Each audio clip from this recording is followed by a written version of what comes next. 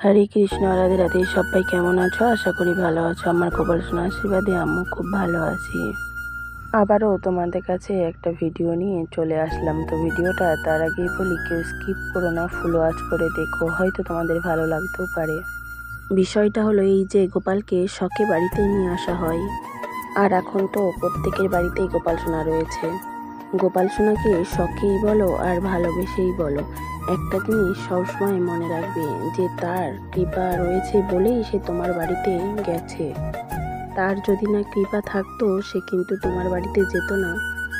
কোথায় আছে, ভগবান যখন দেয় তখন দুহাত ভরে দেয়, যখন নিয়ে নেয় তখন সব কিছুই নিয়ে নেয়, ঠিক সেরকম। একটা দিদিভাইকে দেখলাম, দিদিভাইটা সমুদ্রে গোপাল সোনাকে বিসর্জন দিচ্ছে। আগে বলো, তোমরা তোমাদের নিজের সন্তানকে কি বিসর্জন দিয়েছো কখনো? যে গোপাল সোনাকে বিসর্জন দিচ্ছ, নিজের সন্তানকে যেরকম ভালোবাসো গোপাল সোনাকেও ঠিক সেরকম ভালোবাসো, কেননা সেও তোমার সন্তানেরই মতো। সে তোমার সন্তানের থেকে কোনো অংশে কম না। আর একান্তই যদি তোমার ভার হয়ে থাকে গোপাল সোনা, তুমি অন্য কাউকে দিতে পারো, যদি ভাবো যে তোমার দ্বারাই হচ্ছে না গোপাল সোনার সেবা করা। গোপাল সোনা তোমাকে এটা বলে না যে তুমি আমাকে প্রতিদিন ভালো মন্দ খাবার দাও। তোমার মনে যদি ভক্তি থাকে, আমার গোপাল সোনা একটা তুলসী পাতাতেই সন্তুষ্ট। তাই প্রত্যেককে বলছি, গোপাল সোনা যদি না কেউ সেবা করতে পারো, শখে কেউ বাড়িতে নিয়ে এসো না।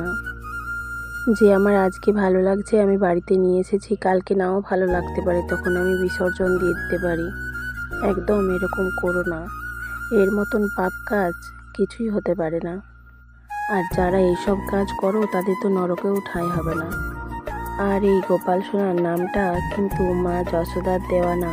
মা যশোদা কিন্তু গোপালকে কানা বলে ডাকতো। যখন আমাদের রাধারানীর স্মৃতিশক্তি হারিয়ে গিয়েছিল, মোট কথা যখন আমাদের রাধারানী আমাদের শ্রীকৃষ্ণকে ভুলে গিয়েছিল, আমাদের রাধারানী যখন কিছুই মনে ছিল না, তার জন্যই কিন্তু সৃষ্টি হয়েছিল আমাদের গোপাল সোনা। গোপাল সোনা তখন কত আদর করেছে, যত্ন করেছে। তখন আমাদের রাধারানী গোপাল সোনাকে কথা দিয়েছিল কখনো তাকে ছেড়ে যাবে না। আসলে আমাদের গোপাল সোনাই যে আমাদের কৃষ্ণ, সেটা রাধা জানতো না। যখন রাধারানী সব কিছু মনে পড়ে যায়, তখন রাধারানী নিজের দেওয়া কথা রাখতে পারবে না বলে বিশাল এক উঁচু পাহাড় থেকে ঝাঁপ দিয়েছিল। তখন আমাদের শ্রীকৃষ্ণ রাধাকে বাঁচিয়েছিল ময়ূর পালকে করে।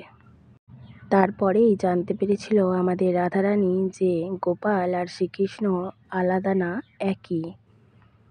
আর আমাদের গোপাল সোনারই ভিন্ন ভিন্ন রূপ। আমার ভিডিওটা যদি কোথাও কেমন ভালো লেগে থাকে, যাওয়ার আগে রাধে রাধে বলো।